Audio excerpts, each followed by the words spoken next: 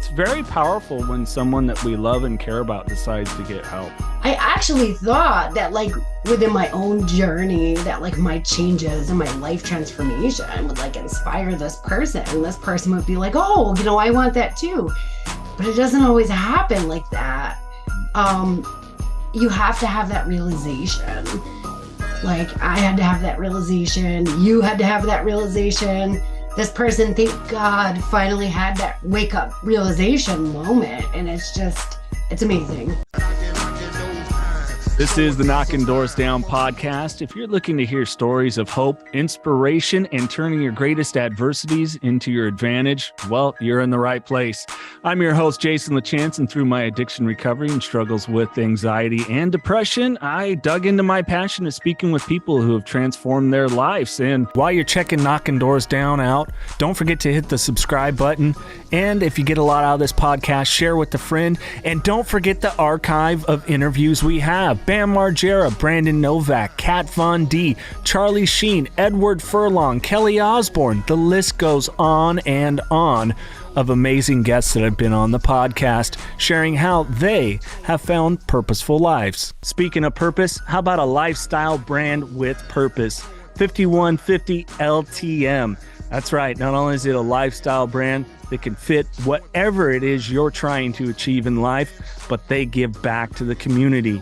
And you, the listener of Knockin Doorz Down, get 20% off every time you shop at 5150 LTM. All you have to do is use the code KDD20 at checkout and get 20% off. And how does 5150 give back to the community?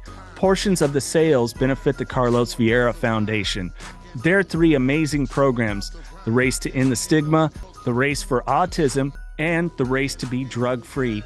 More on the Carlos Vieira Foundation, go to carlosvierafoundation.org. Welcoming to the Knockin Doorz Down podcast, my homie Sandra Lee, of course, author, speaker, founder, nonprofit. You've done so many wonderful things. Of course, the book, Rockstar Resilience. Check it out, people. Wonderful read. And it's good to finally do this. We've been talking about it forever.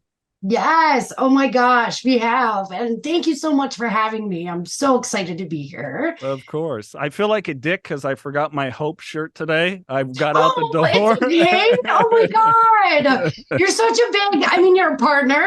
So yeah. Let's put that out here. You're a support partner for the Lightitup project. And so much, you give us so much love and support, and just thank you. It's just an honor. Yeah. Oh no. Likewise. I'm honored that you would think that much of me to say, hey, what do you think about helping support this? I was like, heck yeah, it's a wonderful cause. Sandra, you're a listener. You know, I tend to start with this. 3 things you're grateful for today. Being that we're in recovery, gratitude is everything. Absolutely. So I am grateful first. Well, I'm grateful for God. I'm grateful for my life. I'm just grateful for where I am today in my life. I'm grateful to be able to help people. Grateful for a family member that just decided to start treatment. That was probably like 5. I'm just filled with gratitude. Right. Some people struggle with 3, so your list is good and full. That's perfect. I could go for hours. Like I've embodied gratitude. It's just like a constant feeling. the gratitude cast here. Yes. Yeah, that's interesting. If you don't mind speaking on it a little bit, we don't want to obviously, break anyone's anonymity, but it's very powerful when someone that we love and care about decides to get help. It really, really is. I actually thought that like within my own journey that like my changes and my life transformation would like inspire this person, and this person would be like, oh, I want that too. But it doesn't always happen like that. You have to have that realization. Like I had to have that realization. You had to have that realization. This person, thank God, finally had that wake up realization moment. And it's amazing.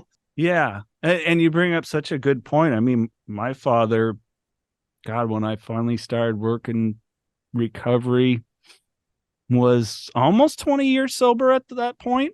granted, I hadn't really lived with him and, as a grown adult, but still, it's not like I didn't have an example, of Right, what is right. out there. And I just think it's the weird, screwy, we both are friends of Adam Jablin and Dr. Rob, and I just did a bonus episode with them not that long ago. So, talking with them and understanding how screwed up our wiring and reward system is, it's Yes. a struggle to get out of it. I mean, it was primarily opioids, right? That you struggled with? Benzos. Benzos, that's So right. Benzos. Xanax was my drug of choice. Yeah. So, I mean, it's Well, just, actually, first it was Adderall, oh, okay. and then Xanax, and the Xanax was the long-term one. I mean, brain was hijacked. And you're so stuck in it that you don't even realize it. It becomes your life. It becomes your identity. And no matter how many people tell you, like, look, you're an addict. Look what you're doing to your life. Like, you're not open to that. You're just like, you have to have your own realization. And until someone has their own realization, like, that's how I feel. I feel that's what it takes, as a person's own realization. No, I agree. I mean, again, if you think about just the reward system, it's going to be hard for our Mhm. brain to acknowledge it, because it's like, what do you mean, like, my life is going bad? Because you have a chemical that's giving you all these chemical reactions that our body naturally has, that usually we have to earn somehow. And we're no Yeah, longer having to earn it. We went right the fuck around having to earn it to the just give it to me. we so did. So yeah, I mean, what are we gonna do? It's tough. It's tough. I Yeah. guess it's a situation though of how, like, tell me, and I'm sure you've been there, and I've been honored to be one of those people, to be able to quickly respond when someone has their moment of clarity. Yeah, it's really important. It's really important to quickly respond, because their brain is still like wired to, like, that's who they are and that's what they do. And even in that moment of clarity, it's like you kind of have to get them to understand they need to take action. Like, right now, there's an action you need to take. You need to take this action. And I think that's really important right after the realization, is taking action. Because if you don't take action, then you may not get out of it. Yeah. Was that way for you personally? Yes. So personally, when I had my wake up realization moment, I literally got on the phone with my husband and I was like, look, I have a problem. Um, yeah, it was seeking support and then admitting I had a problem to somebody else. And those are the actions I took. And so when this person had the conversation with me and had the conversation on a call that we were on, it was the first time that person had ever admitted that they had a problem. And they were reaching out for support, and it was the same day that they had the realization. As much as it's a wonderful show of fiction, but like Breaking Bad, I don't know if you ever watched it. And I haven't. there's one of the main characters and his girlfriend, and they get hooked on heroin, and her dad busts her, and he's like, Aww. "You're going to rehab," and she's like, "I will tomorrow." Yes, yeah, it's The first time I watched that show, I'm like, "Oh my god, this is telling us she's gonna die," mhm. because that it happens. A lot of people, especially if you give them the opportunity for the last hoorah. I mean, most people that go into treatment that I've known, they show up loaded. Yeah, oh yeah. I don't mean to, make light of it, but it's just true. We Yeah. do. We're like, oh, I may never do this again. I'm gonna give it a gusto, and sometimes they never make that treatment, unfortunately. So, Right. So yeah, I think the response, if you're in the situation that someone has that realization and reaches out to you for support, I think immediate action is really important. And like when they do the professional interventions, they normally have like a treatment center set up that if the person has the realization in the intervention, it's like, all right, you're going now, pack your bags. Like mhm. they're not giving them a few days to decide, because a few days could be life or death. Oh, you're right. And yeah, and they sometimes, your bag's already packed. Here you go. Yeah. But it's important. You have to. Knockin' Doorz Down by Carlos Vieira Now available wherever you get audiobooks. I wasn't done partying, and I didn't want the binge to end. I think I knew that when I finally got home, I'd have to face what I had done, and I wasn't ready to do that. Being responsible for my actions wasn't something I was looking forward to. I had abandoned my wife and baby, my family, and my business. I wanted to avoid the shame of returning to what I had left behind. Even though I was not yet going home, I wasn't sure I had enough resources to continue the binge. Click the link in the podcast description to find out more. Let me ask you about your book. Why did you feel it was the right time to write it?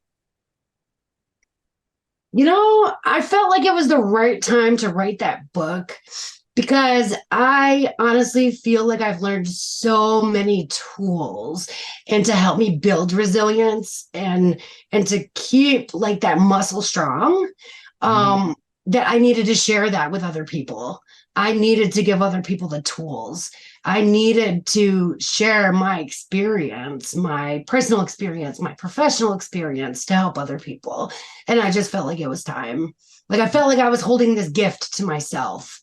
And I felt like I could reach other people or more people with a book. And so that's why it was time. Well, and it's true. I mean, for people that aren't in recovery, often talk about, giving this thing away. And I mean, that's what it's about when we find things that work for us. And there's no guarantee that everything that worked for us is going to work for anyone else. But usually, I don't know about you, I've definitely piecemealed together from so many different people for what continues to work for me. Right. Absolutely. And I share all of those things in my book. And I decided to write the book about resilience and resilience building and bouncing back from adversity instead of making it like an addiction recovery book, because I felt like I could reach people that may be stuck in addiction or alcoholism that wouldn't pick up a book for that. Right. So I feel like I can just reach people with resilience because everybody needs resilience building, whether they're an addict or not. Oh, yeah, absolutely. I mean, life is tough. It is. Oh, my gosh. It just is. It's hard. We're going to have hardships. It's really like attitude is everything oftentimes. It so is. How do you keep your good attitude going? What are some of the things that do work for you? I mean, I have my moments. I'm not always high energy and happy. But what really helps me is my connection with my higher power, prayer, meditation, keeping a positive mindset, doing exercises to get rid of negative thoughts, moving my body, different things. Those things have really helped me. And I think meditation is probably one of the main things that really help, other than my connection with my higher power and prayer. Did you struggle when you first started meditation? I still have, I ask because I still have a tough time if it's not guided somehow. So I'm going to be honest, I have never not done guided. Oh, okay. I've only done guided because it works for me. So I figure if it works, don't mess with something that works and works well. So it worked for me. And so I just continued, and I will, not to say that I won't try the other types of meditations, but this works for me. So no, I'm the same. And I don't know if it's, I mean, I think I still have yet to check this out. And I asked my doctor, like, hey, should we do a test? Because I've always wondered if I have some form of ADHD. Because I am Mr. Squirrel, like in the movie. Yeah. And so I've really questioned that. And you've struggled in that area too, correct? Oh, absolutely. So that's kind of how you got off onto the benzos and other stuff, was because it was prescription. I actually got that. They prescribed it for severe panic attacks, and which was a symptom of the severe PTSD that I had. And so definitely, I have ADHD too, but that's when that was prescribed. With the PTSD, I mean, it's weird. I mean, I guess I don't know if I experience it from any traumas, but asking you is it's something else that just has to be managed, right? Yeah, it really is. And I feel like you can heal from it. Mm. I've done like cognitive behavioral therapy. Oh, okay. I've done I believe it's called EMDR. It's a Yeah. type of trauma therapy, and learning about your triggers and how to manage flashbacks, and doing things, exercises and coaching that helps rewire those your brain circuits, or your whatever you're thinking, Your and neural pathways, all that. yes, Yeah. that's what I was looking for, was neural pathways. It wasn't coming to me. Your neural pathways. And so I'll be honest in saying that I very rarely have emotional flashbacks or mental flashbacks anymore. Really? Anything. I've debated the EMDR. I just can't find anyone here. It's what is it? Eye movement rapid or something dilated rapid. I forget what the heck it stands for, but it has to do with a lot of different eye movement. And what was your experience like with it for people that maybe are curious? So going through it, I didn't like it. No. It was kind of brutal. Because, and I don't know if this is every session or just the way that the doctor did it with me. But they have you walk through your trauma and re-feel it and relive it. And I did not like that. Very feeling sensitive, Sure. very empathic, and I feel things more intensely than people who are not. So I did not like it, but I continued, and it did help. It really helped decrease emotional flashbacks. It helped decrease mindset or mental flashbacks. So it's effective. I just didn't enjoy it. Well, I don't know. Not like I'm not speaking negatively about it. I'm just saying, I didn't like the experience, but it was beneficial. So we don't always like the process, and we like the outcome. Well, it's like I don't know anyone that's overjoyed about going and getting blood drawn, but it's much more beneficial to get a screening and know if there's something wrong than not. And I think it's part of that recovery process. Yeah, it really is. Because stopping the addiction part is just the first step. Yes, that is. It's healing all the trauma, and healing what made you use in the first place, or made you drink, or whatever, your addiction is. It's wow, it's so much more than just stopping. At what point were you like, I'm going to start talking about this stuff? Because if I remember correctly, a lot of the PTSD, you were a nurse, an RN, and it was some of the stuff on the job, which happens so frequently with people in the medical profession. It's not really talked about enough, in my opinion. So I started talking about it. Maybe it was actually after I did treatments, and after I did life transformation coaching, and like after I did all of that, I started talking about it, because there's so many people that struggle with it, and especially in the medical profession, nobody talks about it. It is not something that I like knew other people go through. So I felt like really I was giving people a voice and encouraging people to speak up for support. And what kind of responses did you get? Responses from coworkers? Well, at that time, I was no longer in the emergency department. And so, but I still had like a network or a social following of a lot of people that I used to work with, or friends that are, medical professionals. And from like my closer friends, I didn't get positive feedback. They didn't understand why I would be sharing that.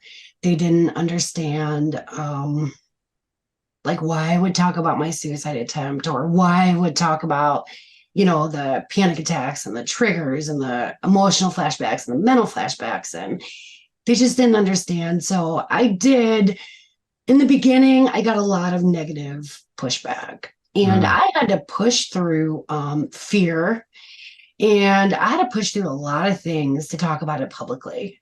But after the initial, it was like the longer I did it, like people were very receptive, and I would get inboxes from old coworkers, doctors, thank you for your voice, thank you for what you do, we need more of this. And so the negative kind of turned into a positive, I think, once people realized that it wasn't just, that I was really committed and really believed in helping people in this area. So now it's very positive, but I did face a lot of I can bet. Negative feedback in the beginning. And it was actually a process. I started with the mental health and PTSD, and, I started with all of that. And it took me a while to even come out and talk about my Xanax addiction. I can understand that. I can completely understand why. But it is tough. It is. I don't know about you. I had a lot of people that once I really put it out there, like, hey, I'm sober, I'm sorry. Or I would show up somewhere I used to, and they're like, let me buy you a drink. I'm like, no, thank you. Yeah. A lot of people just did me a favor and went away, Yeah. Because it's like, I'm not questioning you. I'm only talking about me. Like, if you want to have judgment and somehow it made you think something about yourself, well, that's on you, not me. I'm not calling anybody else, and I never will. Like, right. And I got this buddy that, or not buddy, he's my adopted homeless guy, Arthur. And when he's sober, sweet young man. When he's not, he's struggling. There's clearly some PTSD from sexual trauma, physical abuse, and other stuff. That's the trauma underneath issue. But I would never sit there and go, Arthur, you're an addict and you need to clean yourself up. But I told him what I do. I've let him know. And so that way it's then available. And I mean, right. I love you for it. That's what you've done. You've now made yourself, despite whatever criticisms people have, because there's always going to be, especially when you're on the right course, right. Made yourself available to so many wonderful people that just like, oh, thank you. I'm not alone here. And now I get so much of that, especially, with everything I'm doing with the charity and the outreaches that we've done, and the awareness campaign and everything. I get so much of that now. I get so much gratitude from people, and it's really, it's amazing now. I want to talk about some of the great work you've done with the charity, because it helped you push past some of those extra fears. One of them was traveling, flying alone. Yeah, it really did. When I was suffering from the PTSD, I had severe panic attacks where I wouldn't even want to leave my house. And even when I got clean, you get like rebound anxiety and rebound panic attacks. And so even after I got clean, I stayed pretty isolated for a little while. And so for me to be well enough to get on a plane and travel by myself was just like huge for me. And to stay in a hotel alone, and, just big. And I've flown. In fact, when I started speaking, I had people go with me. I always said I have to take a support partner when I go speak. And I almost never go speak alone. Just to have like that support. I'm afraid, but it was like freedom and pushing past your comfort zone, I guess. Oh, I think it's awesome. And on the speaking stuff, I mean, with the anxiety, I've done it professionally as far as hosting events and stuff, but it's still a challenge for me because we're getting personal with ourselves. Yeah. Was there a struggle for you with that? Be it 10 people or 10,000 people, you're still coming with a real vulnerability that you have to be authentic. Yeah. And it takes some courage. I mean, was this a big thing that you really like, I got to write this out and weigh this out and plan if I'm going to really do this? I actually like the dream and the vision for this nonprofit is to have a speaking team. And we actually have a speaking team of 9 or 10 that are all partners. And I knew that was just part of my calling. And, I didn't know where speaking would fit with everything. I was still trying to figure out all the pieces. And to get over that fear and to be like educated and equipped, I actually joined a speaking academy. I joined an elite speaking academy, and then I did speech training calls, and I learned how to build a speaking business. I learned how to do a keynote. I learned like all of these things, which helped build the confidence for me to be able to do that. Oh, that's such a good thing to be like, hey, we got to keep learning. Like, no matter what in life, it's funny. I was having a conversation, we were talking about like elite people, the 1% or whatever it is. And we were talking about the fact that no matter what, like successful people still need a coach, a teacher, just because they're in a position to be a mentor doesn't mean they don't have people that they still work with to teach them things too. It's not like learning stops for any of us. Right. And I've had multiple coaches, and all of my coaches always say they have coaches. So no matter what level you're at, there's always like a higher level, and people that know more than you, people that have more tools, people, there's always someone higher than you, no matter where you're at. Yeah. Or just a different set of tools altogether. Not higher. I guess that's not what I'm saying, but just more tools to teach. No, I get it. I agree with you. There are certain hierarchies of things. There just is, it's right. It's kind of like if I want some advice on public, some speaking engagements. I've not done a ton, but you have. Guess what? I'm going to hit you up. Maybe if you and I want to know more about like podcasting and broadcasting. Okay, well, I've done that for how old am I? 24 years now. So, you might reach out to me, and it's just the way that it goes. It's a good thing. It really is. And you know what just came to my mind? Like backtracking just a little bit, you had said that like, you had to push through some fear and talking about the anxiety and speaking. The second time I spoke on stage, I actually got out on stage and I felt like I was going to have a panic attack in front of all these people. So I had to think quick. And I told everybody to close their eyes. And I was like, I just want you to enjoy this moment with me in real time and go ahead and take some deep breaths. We're going to breathe in. And so I literally breathed through this panic attack. Audience had no idea. They thought I was like, calming them to receive the message. And I was like, oh my gosh, that's a speaker hack. Like because it's like sink or swim, and you're in front of an audience. It's like, shit, what do I do? So, I was like, all right, close your eyes. And it calmed me in the moment. And that's just the beauty of having tools, I think that in addition, that's a really powerful thing to do, because now you've just immediately gotten audience participation. Yes, they're quickly invested. So hats off to you. That was like, that was some quick thinking for sure. Right. And, in the back of my head, it's like, you've worked way too hard for this. Don't you dare seem, like, don't let them see you break. Like, don't let them see you sweat.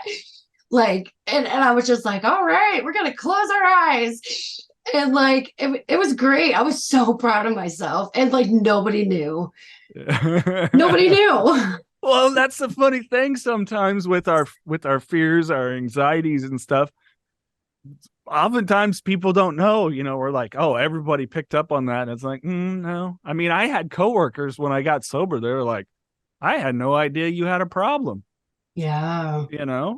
And so it's just how it can be that sometimes we're so, because these emotions are so real for us. It's hard to break free and accept that, oh yeah, what I'm feeling inside isn't what's necessarily radiating out to everybody else. That's so true.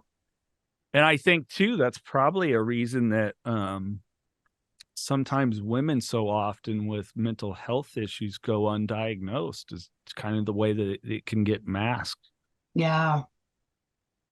Did you find that when you finally acknowledged it, that it was, I mean, sadly, and I hope we've moved away, oh, you're just wanting attention or whatever it is? Yeah. So that's still out there. It is. And yeah, I've had to deal with that as well. How do you deal with it? Do you accept it as that's a them problem, not a you problem? What's kind of some of the self-talk, the work, maybe reaching out? We do have a fellow mentor. Yeah, I do all of those things. What are some of the other big challenges that you felt you've had to embrace? Again, we come out of this addiction phase and it's like, oh my goodness, I went from having this one problem to a multitude of problems and things that I have to start to embrace. For me, it was, I got to learn to be more organized. I've got to, because there's a multitude of them. Is there any of them that stand out for you that was like, oh, this is a really big fear. I've never had to really do this. And now it's time I have to step into this. In addition to obviously the traveling by yourself and public speaking and so on. Yeah. So actually, when I got clean and because I had been addicted to Xanax, I pretty much sedated myself for like 2.5 years. So you're not having a lot of brain activity. So when I actually got clean, the learning, like I had to kind of like relearn how to speak. I stuttered a lot. Like I couldn't get my words out. The delivering of like the thought to the verbal was like really slow. And so I had to learn like how to like speak again without stuttering. And I had to learn like normal everyday things again, almost like I had a brain injury. Oh, wow. I didn't know that. So after all of that, there was a lot of things I had to push through. Fear of family accepting like the new person I was becoming. That was a big one because people are like, oh, she's changed. Like, yeah, right. So the longer that you just show people through your action and through the way you live, then they start to accept it. Yeah. But that was a huge challenge for me, is that nobody like, I don't know, like you feel like a new person, but everyone still sees you as the old version. Yeah. So that was a huge challenge for me and a fear because it was scary. Nobody like, it was like I was alone. I don't know. I don't know if I explained it well enough. No, very much so. I know exactly what you're talking about. And it's hard because, we say a lot of things when we're in our addiction and our actions greatly contradict that. And so it's hard to get people when you get clean and you're telling them, I love you. And, and you start to do what you say and say what you mean, that you kind of have to convince them to turn the volume down or off when it comes to what you're saying and just really watch. And I think it takes a lot longer to see the actions and the consistency and even the above and beyond maybe what the prior expectations were. And it's hard. It's addiction is a family and societal issue. We got to stop treating it like, oh, well, it's just the addict over there, or it's just the homeless people. No, this happened in your homes from the top down. I don't care how much money. And it is, it's a huge problem. It's a struggle within a family. I mean, I grew up in a home of addiction, lost family members and friends to this disease, more than I care to count. Yeah. And so everybody kind of has to adjust because it just, the dynamic's going to change. There's no way it can't. Right. You're so right. And it's a process. It's definitely a process. Were boundaries a struggle for you? Yes. I didn't know what a boundary was. Welcome to the club. Hand up. I honestly, and it's funny that you say that because I didn't know what a boundary was. I had a support person who had been through like a 12-step program and was kind of my mentor. And he told me I crossed the boundary, and I was like, what do you mean?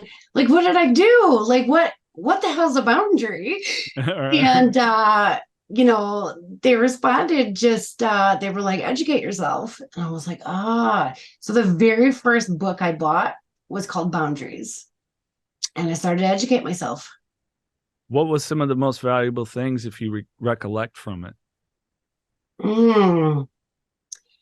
Mainly like the emotional boundaries for me was probably the most important. I would let people just walk all over me for so many years and almost like use my kindness, use my loving heart. And I would just be stuck with so much like emotional pain from it. And so putting up those boundaries, and that was just probably really important for me. It's hard. I too am a recovering people pleaser. Yeah. Yep. I always wanted to be liked, and so with the boundaries, sometimes you have to embrace, oh, they don't like me, and oh well, that's not really any of my business. I'll just carry on. Right. Like it's okay. Yeah. That was a big one for me. Allowing just crappy behavior, like allowing people to treat me like with disrespect or just say, horrible things to me, like those boundaries, and loving yourself and knowing that you're worth more and you deserve respect and you deserve to be valued. So learning those boundaries was a life changer.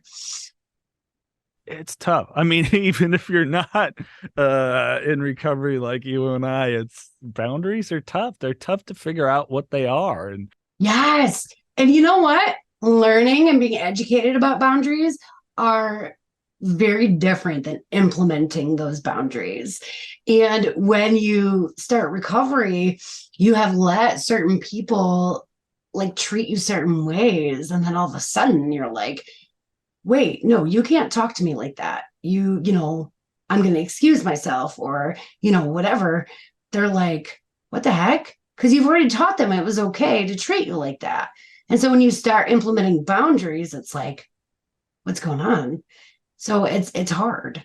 Well, and that goes back to the changing dynamic of the home structure, the social structure, and everything else. Because you change an element on something and the paradigm shifts.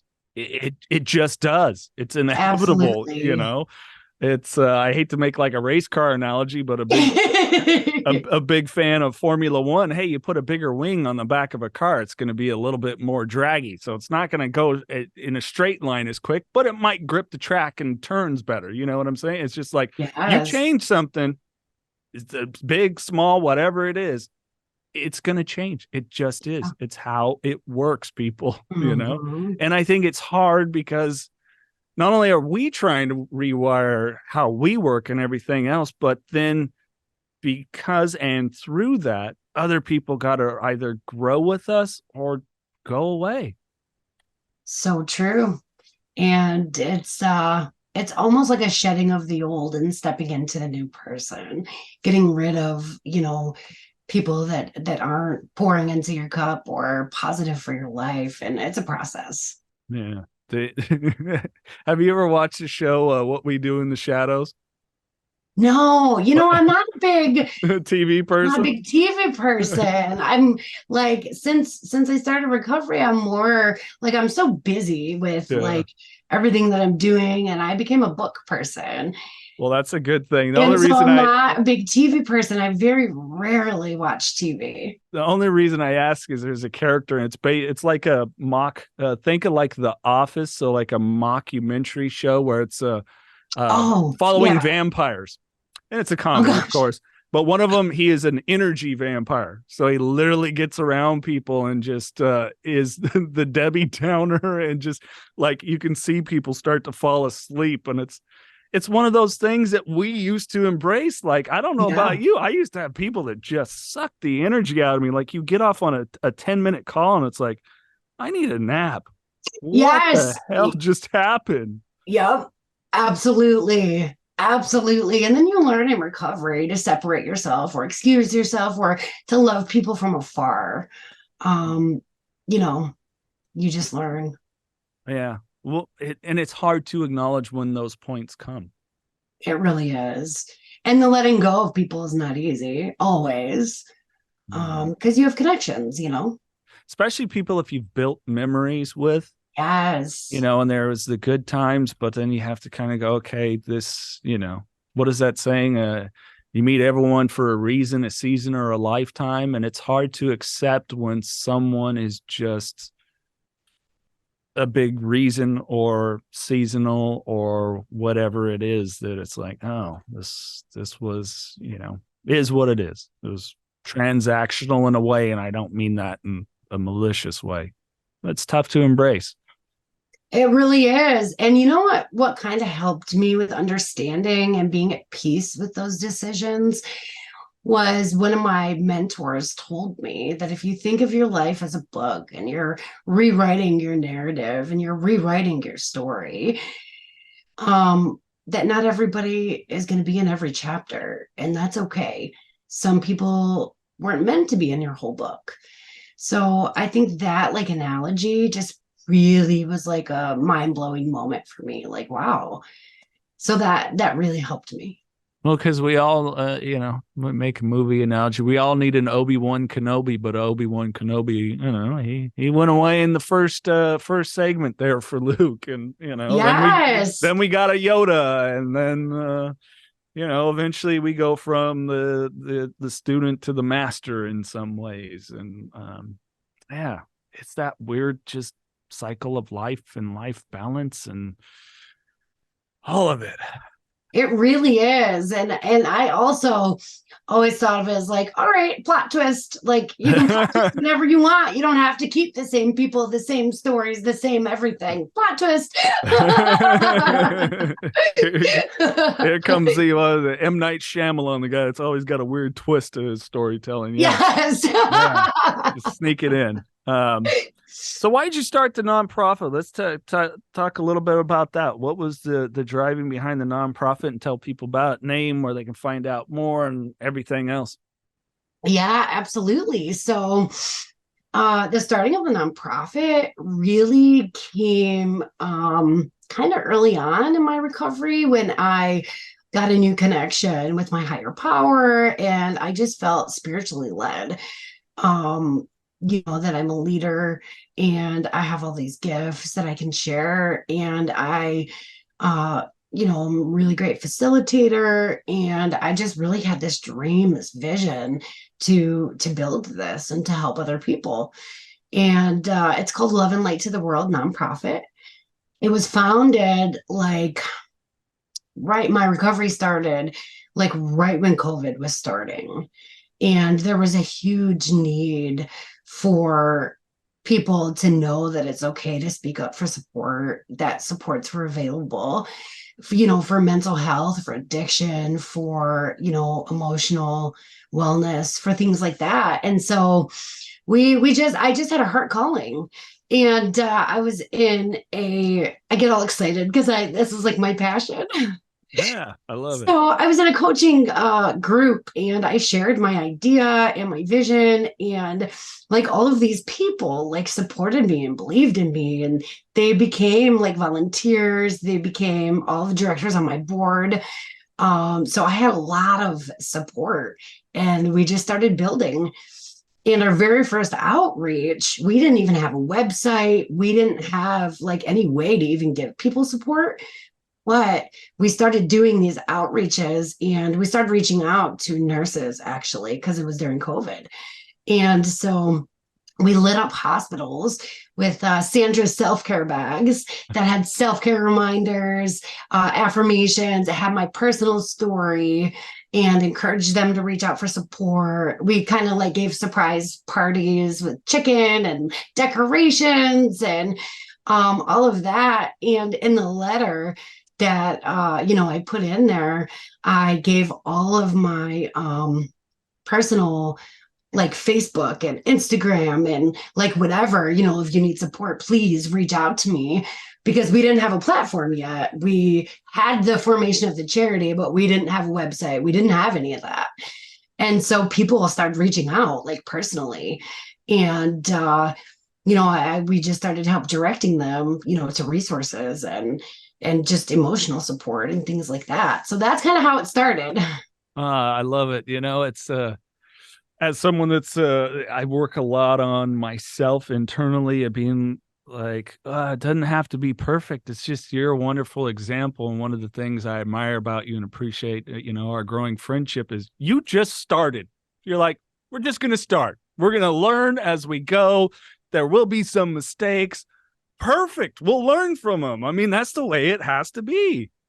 Oh my, and we still have, like, as an organization, we still have some things in the background that still need to be built, and it's a process, and it hasn't slowed me down, because we as an organization and as the awareness campaign, it doesn't matter if something's not done in the background. We can still speak, we can still do outreach, we can still do things. So we'll figure it out. We're learning and building along the way. So I've always been transparent with, this is not a finished product, we're building.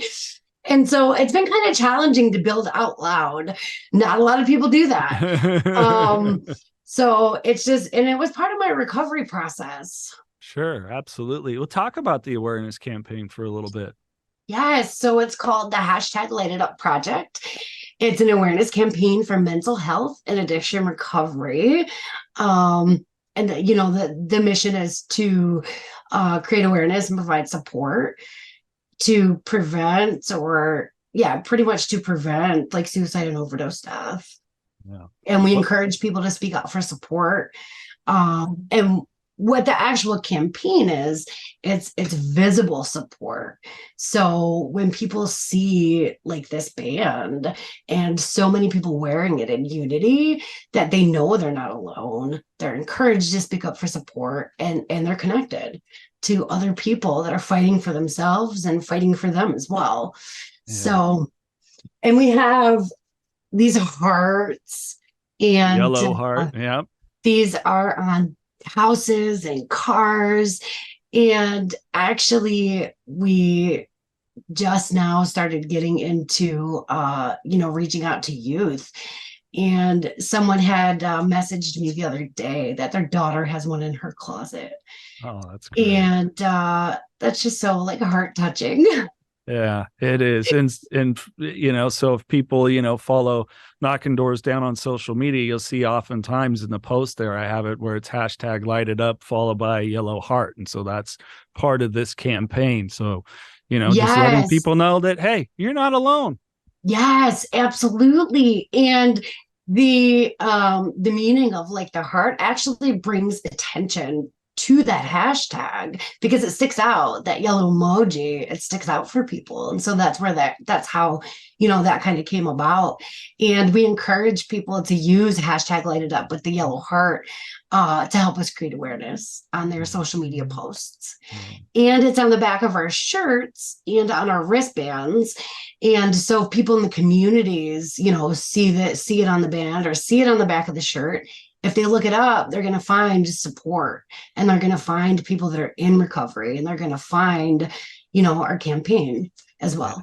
Yep, absolutely. Well, I know I've had a few people, I didn't wear it today, but I had the same shirt that Sandra's wearing, and I've been at the grocery store and people, oh, Hope, that's cool. And then they'll look at the back, and then they'll ask, well, what do you do for a living? And Yes. What's that about? And, it's like, oh, I'm, small portion of this campaign to show people struggling with mental health and addiction issues that they're not alone, and they can get help. And, Yes. And I actually was at Kroger one time walking back out in the parking lot, and I had one of my shirts on, and she stopped me, and she was like, I needed to see Hope today. Thank you. And I was like, oh, like, it just touched my heart. And so people, like, how can I explain it? So when I literally like tried to take my life, I had no hope. When I was in my addiction, I had no hope. And I know what it feels like to not have any hope and to feel all alone. And if just wearing this shirt like can give somebody hope, or wearing this wristband or seeing that yellow heart can give somebody hope, like it's amazing. Yeah. It's tough when hope is lost. That's when we can Yes. get to a very, very tough place. Anyway, sorry. Yes. I kind of started to Yes. think about some past memories of, feeling some of that stuff again, that hopelessness. And I keep those things close because it reminds me, if I lose hope, that's where I could go again. But before we get to random questions, people want to grab your book, want to follow the foundation, or just reach out to you maybe for a speaking engagement. What's the easiest ways to do so? Yes. So the organization website, it's www.loveandlighttotheworld.org. And you can find our campaign, you can find speaking services, you can find all of that on there. And then there's also a link there that takes you to my personal website where you can buy my book. Awesome. And then on social medias, you can find the hashtag Light It Up Project with the yellow heart emoji. We just started a new TikTok. We just started a TikTok. And we're on Facebook and also on Instagram. Sorry, my brain's like trying That's all to right. facilitate these things out. And we have Rockstar Testimony, which is a podcast platform. And all of our podcast partners are on there. Their links are on our website. Some of their content is on Rockstar Testimony. And it's a resource for people to find different podcasts for sport. Absolutely. I show up there a few times, huh? All right, time for some fun random questions. All right. All right. These are for shits and giggles. You could have dinner with any one person, living or not. Who would they be? Because when I had my wake up realization moments, one of his songs came to my mind. Actually, after a Bible verse. So I always say God and Eminem saved my life, but it was an Eminem song, from like back in the day. And it was I'm Not Afraid, we'll walk this road together through the storm. So Eminem, and I've always been an Eminem fan. Right on. That's cool. And then I would give him a wristband and tell him to wear it and, promote the campaign so we can save more lives. So it would be Eminem. And I really admire what he's done. And I mean, gosh, what is he, 15, 16 years sober now? But what he's done in his recovery, I mean, everything from Mom's Spaghetti there in Detroit that, gives out free food and, so much different stuff. And it really goes to show at the end of the day, it's frustrating to me when somebody might go, people with money or whatever. And, at the end of the day, no matter what, it's who we are as a person and what we might do with what we have, whatever the tools are. And sometimes it is someone like him who did really well and, gives back. Yes. And it's such an inspiration because so many people like myself, I came from poverty. I came from a broken home. I came, and I actually grew up in an area like right by him. Oh, okay. So there's a lot of similarities and I've just always loved him. I didn't know you were from around Detroit and all that. Yeah, I actually grew up like a block away from Detroit. It's called River Rouge, and it's in an area that's called like Downriver. That's known. Some of the cities down there are known to be like poverty and rough and ghetto, and so yeah, that's where I grew up. And then as I got a little older, probably middle school, we moved to more of like a suburban city that was still maybe 15 minutes away from Detroit. And now I live on the other side of Detroit. But actually I'm still probably like, I want to say 20 blocks, but maybe it's a little further, but I'm still on the border. I'm just on the other side now. So you've written a book, so you can't say your own book, but what's a book that you would recommend that personally impacted you the most, if you can think offhand? It's a Joyce Meyer's book, and I cannot recall the name of it at the moment. What It was some what was some of the tools that you took away from it? We can, oh, you might have it there with you, huh? healing. Oh man, there goes all my books. That was great. The healing soul of a woman, and just like searching within, and different ways to heal, and it was just really powerful. You're stranded on a deserted island. You have one movie and one music artist greatest hits, which I could probably guess that might be Eminem. But what would the movie and music artist be? So when you said that, the first thing that came to my mind was for the movie was Coal Miner's Daughter. Okay. And that's because my grandma used to watch that with me. And it just gives me, like, all growing up, that was like her favorite movie. And I guess it just gives me that feeling of like love and home and my grandma. So yeah, I guess it would be Coal Miner's Daughter. All right. An artist would be Eminem, I'm going to suppose. Yeah, let's go with him. Okay. Sounds good. Because nobody else I'm not feeling anybody else. So let's go with him. Nothing else came to mind. Right. Nobody else is popping up for me. So what was maybe one of the most impactful things or positive advice you received early in your recovery?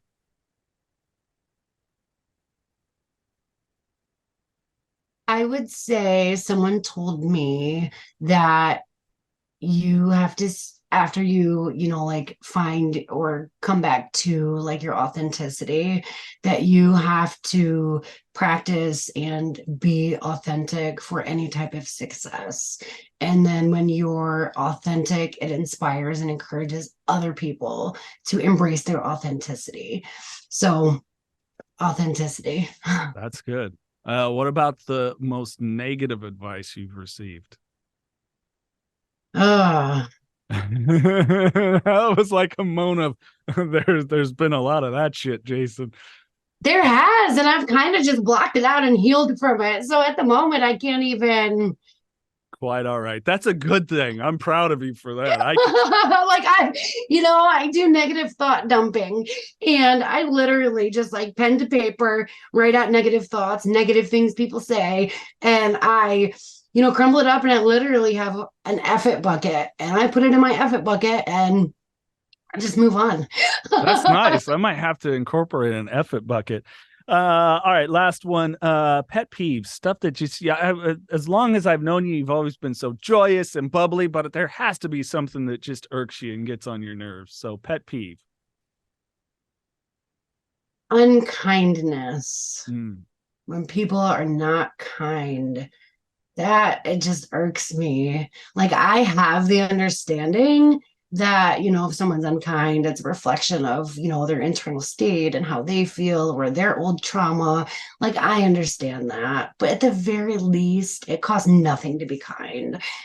Like, even through all of that, like, we're all messed up on some kind of level. Some of us are healing, some of us are not. But kindness is free. Like, it's just free, So when people are unkind, it's just like, I just wish everybody was kind. And science has proven when you are kind to other people, there is an exchange that happens that releases really nice chemicals that our brain and body like. So the more you do it, the better you're going to feel. It's just how it works. Yes. And actually, our nonprofit, our global outreach is acts of kindness. Yeah. And we inspire and encourage other people to do acts of kindness. And we've done like 8 or 9 events over the last few years of acts of kindness. So yeah, I'm big on kindness, and I never put that together, that one of the things that irks me is unkindness. And here I facilitate and lead acts of kindness outreach. Well, there was a reason behind. Yeah. And apparently. And I think people overthink that, like, act of kind, like, well, I don't have hundreds or thousands of dollars to donate. It's not that. It might just be holding the door for someone or a hey, and have a good day, or hey man, I like Dr. Rob challenged me. He's like, you 10 shoe experiment. I want you to compliment 10 men's shoes. Yeah. yeah, that worked. He goes, what? She like compliment some guy. Hey, I like your Jordans. And they'll go, thanks. And then they're going to turn around and smile at you every freaking time. He was right. That's exactly what happened. Yes. And even just the smile in itself. Like I was at the grocery store the other day and I was just kind of observing and I'm like, everyone's like in their own world or on their cell phone. And like, there's no interaction. Nobody smiles or says hi or like, it was just weird. Like even a smile of the kindness. Well, my friend, the floor is yours. So whatever you want to lend, maybe it's advice or just through your experience, or if it's someone that's struggling, what would you want to say? So I want to say to anyone that's struggling or anyone that feels a loss of hope or feels alone, I want to say that you're not alone and there is hope. And I promise that there is a light inside of you that you can ignite that inner light of strength and you can come out of this darkness. There is a life beyond, mental health issues. There you can find wellness. You can find wellness in recovery. And it is possible.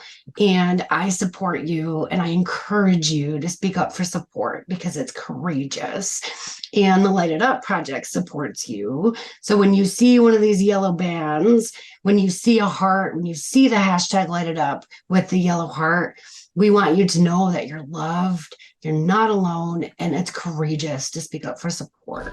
This is the Knockin Doorz Down podcast, featuring celebrities, experts, and everyday people who have overcome adversities, including addiction, mental health, and trauma, to live purposeful lives. And that's what Knockin Doorz Down is all about.